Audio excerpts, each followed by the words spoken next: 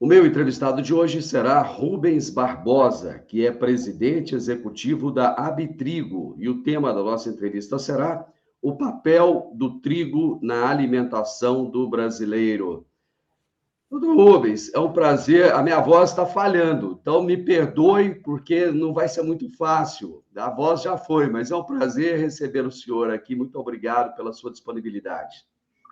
Muito obrigado pelo interesse de vocês. Quem é a Abitrigo, doutor Rubens? A Abitrigo é uma associação que congrega a indústria do trigo, os moinhos aqui no Brasil. É uma associação que representa mais de 80%, 85% da produção da farinha de trigo no Brasil. É uma associação que compra, quer dizer, os membros da associação, os moinhos, compram o trigo nacional e importam o que for necessário para atender a demanda interna aqui no Brasil. É um setor muito dinâmico que está crescendo e que vai contribuir também para o crescimento da economia brasileira. Qual é o papel do trigo na alimentação do brasileiro, doutor Rubens? Olha, o trigo tem um papel muito importante, não é? Porque a farinha que é produzida pelos moinhos, ela é utilizada para a produção de pães, né? Do pãozinho, de massas, de biscoitos, de bolos. Há algumas estatísticas que mostram que o arroz, junto com a farinha, né, com o trigo, são dois dos mais importantes alimentos na mesa dos brasileiros. E, globalmente, também tem essa participação muito importante na alimentação global, por causa dos subprodutos gerados pela farinha. Então, o trigo tem um papel muito importante na alimentação do brasileiro em todos esses últimos anos. Doutor Rubens, nós... Pode atender, se quiser pode atender. Posso atender? Pode. Alô? Alô?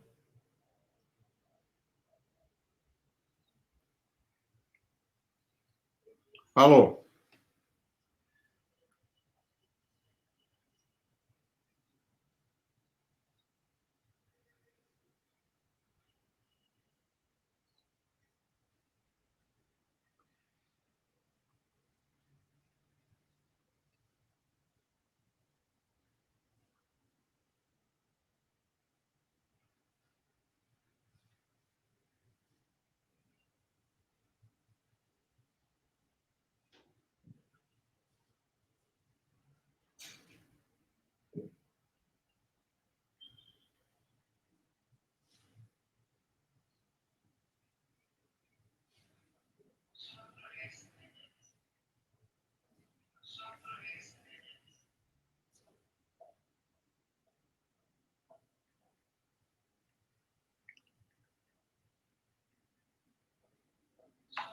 Tá, eu ligo para ele depois. Vamos lá.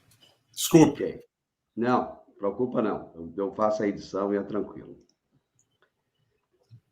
Doutor Rubens, nós vivemos momentos...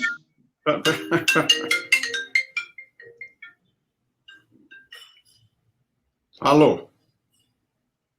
Alô?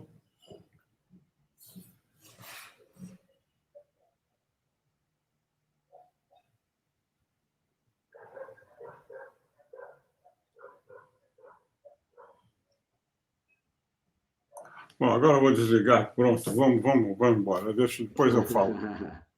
Perfeito. Vamos lá. Doutor Rubens, nós vivemos momentos de extrema instabilidade no mundo. A guerra entre Rússia e Ucrânia, por exemplo, está deixando muitas incertezas. O Brasil vive um momento de incerteza também em relação às eleições. Isso pode, de alguma forma, influenciar nos preços do trigo e trazer possíveis problemas de desabastecimento? Olha, a guerra da Ucrânia que criou grandes problemas para o mundo inteiro e indiretamente para o Brasil.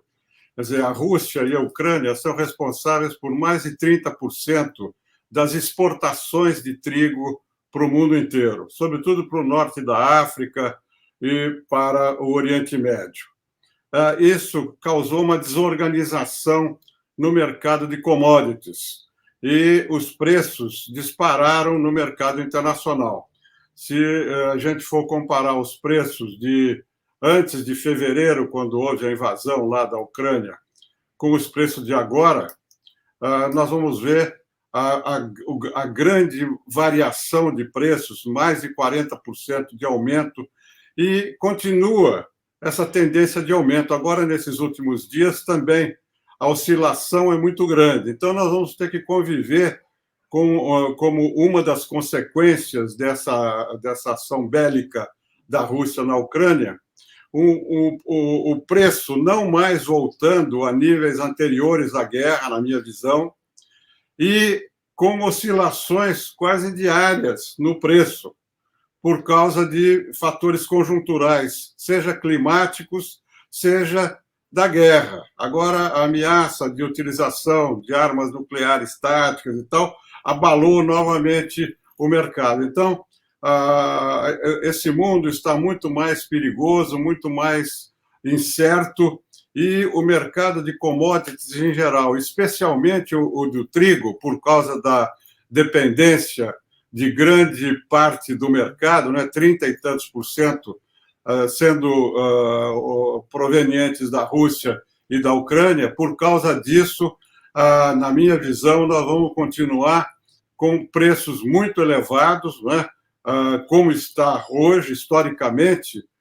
Nunca houve preços tão altos no mercado internacional e no mercado interno. Agora, eu acho que o Brasil está muito bem colocado. Nós não tivemos, desde a Covid, né, desde a pandemia, passando pela guerra, nenhum problema de abastecimento, e nós temos hoje, podemos falar disso, né, uma evolução na produção interna, e eu não antevejo nenhum problema de abastecimento. Eu vejo, sim, problemas com o preço interno por causa dessa situação global. Bom, durante muitas décadas, se falou que o Brasil não produzia trigo, a não ser no sul do país, mas essa realidade está mudando, inclusive aqui no centro-oeste brasileiro. O que levou a essa mudança e qual é o futuro da produção do trigo no Brasil? Olha, eu acho que, de imediato, teve dois fatores que contribuíram para essa mudança de atitude em relação à produção do trigo. Primeiro, o preço. Né? Antes mesmo da guerra, nos 2 anos anteriores, já havia um aumento do preço do trigo. Isso estimulou, né, o plantio do trigo em algumas regiões, no Paraná, sobretudo, e em alguns estados, marginalmente, cresceu a produção. Esse é o primeiro fator. O segundo fator foram essas pesquisas que a Embrapa fez com a possibilidade de transferência da exclusividade dessa área plantada no Paraná e no Rio Grande do Sul para outras áreas, especialmente para o norte do Cerrado. E aí beneficiando Goiás, Tocantins, o sul do Ceará, do Piauí, enfim, essas novas sementes, essas novas técnicas de produção em clima temperado, ela também estimulou o plantio. E nós estamos vendo uma grande evolução da produção, não só da área plantada, também da produção, da produtividade. Então, hoje nós temos uma produção acima de 10 milhões de toneladas. Alguns chegam a mencionar até mais de 1,5 milhão, 10 milhões e meio de toneladas. Quando, há 4 anos atrás, a nossa produção era 6 milhões de toneladas. Então, houve um aumento significativo. Eu sou muito otimista, eu acho que em 5 anos nós vamos ter uma autossuficiência na produção do trigo.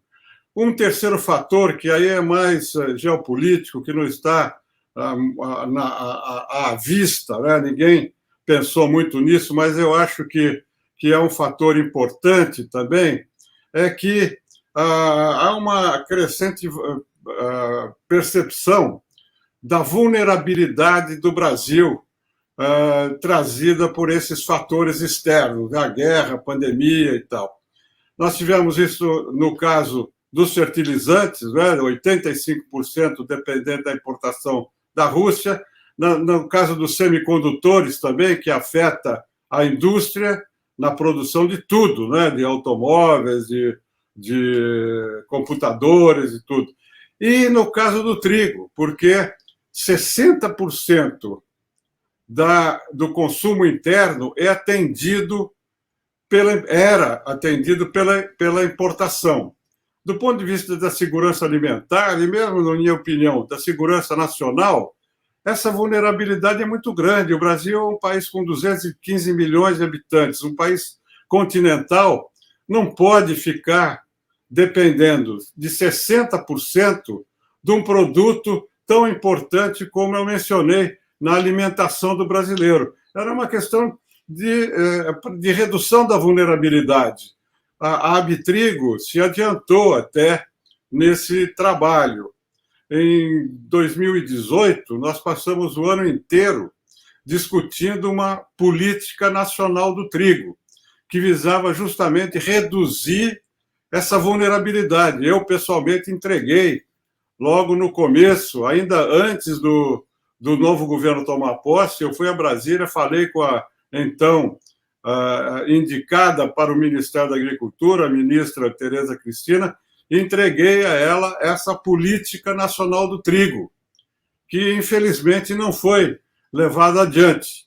Mas, agora, com esse programa da Embrapa, muitas das nossas preocupações foram atendidas, e eu vou agora atualizar essa política nacional do trigo, e em dezembro, depois do resultado, em novembro, né, depois do resultado da eleição, nós vamos reapresentar essa política nacional do trigo, que abrange não só como o trabalho da Embrapa, né, não é um trabalho técnico, não é um trabalho político, né, de formulação de política, e abrange 6 áreas, incluindo a logística, incluindo a técnica, enfim, abrange todas as áreas que têm que ver com a expansão da produção do trigo no Brasil. Nós vamos insistir nessa política nacional do trigo para permitir que, em breve, o Brasil seja um exportador líquido.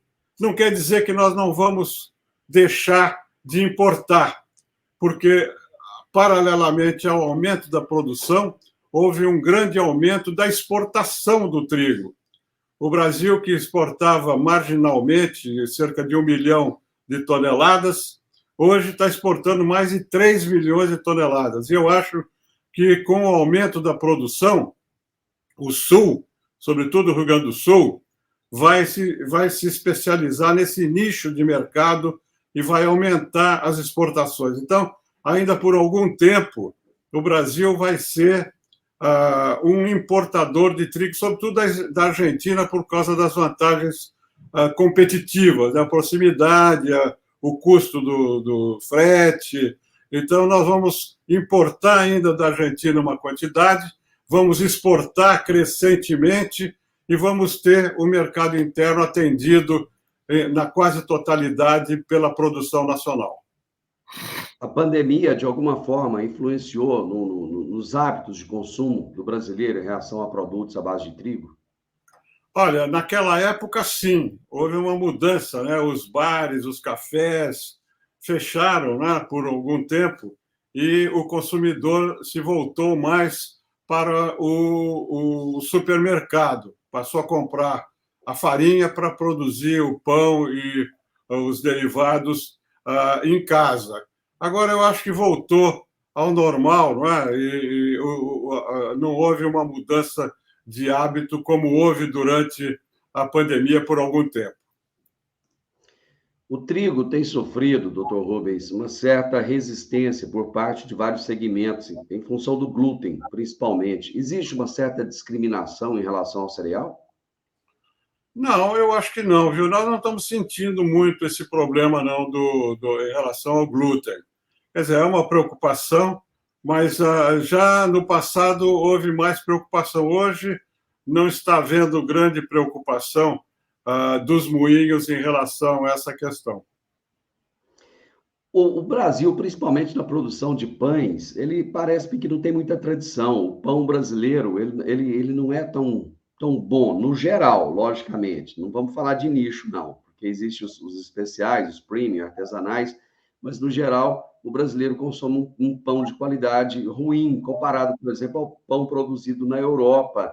Por que isso demora tanto a mudar?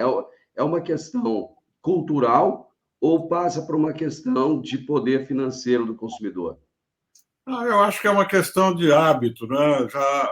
O brasileiro se acostumou com o pãozinho, né? Como é feito aqui. Mas eu acho que isso vai começar a mudar. Eu acho que esses pães artesanais, o pão francês, né? Como feito na França, eu acho que gradualmente vai haver uma melhoria nas condições de produção que vai afetar, né, o hábito do consumidor, que vai passar a se preocupar, como existe na Europa, né, como a gente vê a propaganda do pãozinho lá, que não afeta a saúde, que é bom para a saúde, não engorda. Então, essa mudança de hábito, eu acho que virá gradualmente, e a qualidade do pão aqui no Brasil já está melhorando. A influência dessas padarias artesanais, né, está começando a aparecer. A gente está vendo uma proliferação, né, da presença dessas padarias. Eu acho que isso vai tender a ter uma influência no hábito do consumidor. Mas isso, como você sabe, é uma coisa lenta, né? Demora para ser absorvido. A inflação em alta no mundo, nos Estados Unidos, na Europa, de alguma forma ela tem afetado o consumo de produtos à base de trigo? Por exemplo, se eu estou na França, né? A França tem a tradição do pão, mas esse consumo do pão na França, ele tem caído ao longo dos últimos anos. Isso tem alguma coisa a ver com a inflação em alta ou não? É simplesmente uma mudança de hábito? Olha, eu acho que tem que ver com as duas coisas, né? A inflação é muito recente, né? A inflação na Europa é agora, do ano passado para cá. Então, essa eu acho que é uma questão de ajuste, né, no consumo. Mas a inflação ainda não tem um impacto muito grande, mas começa a ter, no geral, né, a preocupação agora na Europa é em relação à alimentação e à energia. Na Inglaterra, eu li alguns relatórios que mostram que, mesmo dentro do governo, há preocupação de que, por causa disso, por causa da inflação, do aumento dos custos, tanto da energia quanto da alimentação, que na Inglaterra, agora nesse inverno, né, que começa a chegar, nós estamos no outono europeu, e daqui a pouco chega o inverno, a população, uma boa parte da população mais pobre na Inglaterra, segundo a visão desse grupo de políticos lá, vai ter que optar entre comer e se aquecer. Quer dizer, é uma situação muito delicada em virtude das consequências, né, das mudanças políticas, geopolíticas que estão ocorrendo no mundo. Recentemente, vocês realizaram o 29º Congresso Internacional da Indústria do Trigo, aqui no Brasil. Qual a importância de um evento como esse para o setor tritícola brasileiro? Olha, é muito grande, viu? Nós tivemos um congresso muito bem sucedido, com mais de 600 pessoas lá em Foz do Iguaçu, e foi interessante verificar a alegria das pessoas em voltar a se encontrar pessoalmente, porque nos 2 últimos anos nós fizemos um congresso virtual. Essa semana, né, no fim de semana passada, nós fizemos o congresso presencial, e com uma feira de negócios e com uma agenda muito atual. Nós discutimos a situação global, discutimos a situação do mercado interno brasileiro, discutimos a questão da inovação, da tecnologia, nós discutimos as experiências europeias. Houve um panificador francês que participou do nosso congresso, mostrando justamente a evolução das padarias na França. Era uma padaria muito localizada numa região, mas que mostrava como a coisa está evoluindo na França.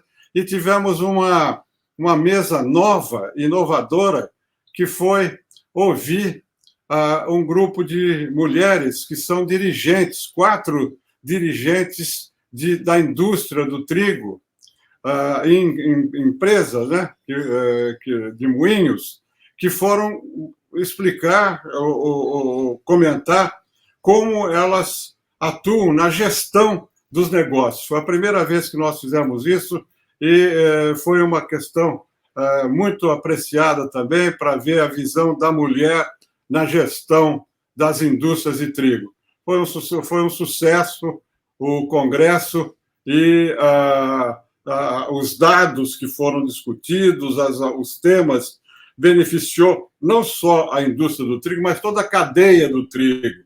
Porque nós falamos da produção, falamos dos produtos, estava lá o presidente da BIMAP também. Enfim, foi um congresso que atingiu, que foi montado para que pudesse interessar a toda a cadeia do trigo. Aliás, como é que está a participação da mulher aqui no Brasil, nesse segmento, nesse setor do trigo? Olha, nós temos hoje uma presença crescente da mulher. Estiveram lá no nosso congresso falando 4 mulheres